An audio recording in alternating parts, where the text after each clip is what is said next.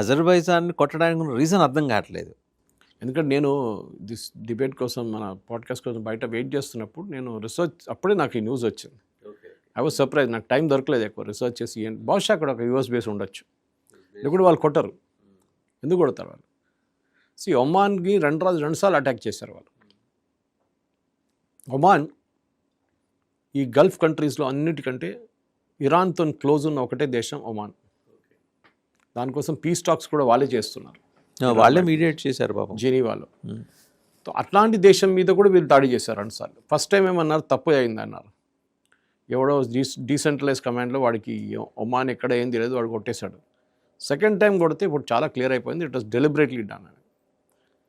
Saudi Arabia మీద attack చేశారు, మనకు తెలిసిందే. ఓకే, వాళ్ళ airport, US naval base, US air force base, refinery.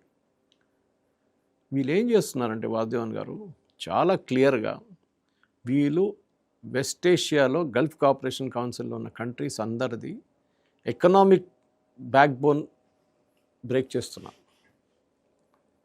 Saudi Arabia దగ్గర ఏముందండి, ఆయిల్ ఉంది, గ్యాస్ ఉంది, ఆయిల్ ఎక్కువ ఉంది. వాళ్ళు రిఫైనరీ మీద కొట్టండి, వాళ్ళ షిప్స్ మీద కొట్టండి. మన ఇటువైపు వస్తే ఖతార్ గ్యాస్, వాళ్ళ గ్యాస్ సోర్స్ మీద కొట్టారు, వాళ్ళు డిస్టర్బెన్స్. దుబాయ్ టూరిజం, వాళ్ళ ఎయిర్పోర్ట్ మీద కొట్టారు. 75 మిలియన్ ప్యాసింజర్స్ హ్యాండిల్ చేస్తున్న ఎయిర్పోర్ట్.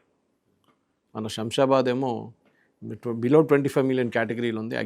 యాక్చువల్ కేటగిరీ ఎంత నాకు తెలియదు, బహుశా ఒక 15 ఉండొచ్చు.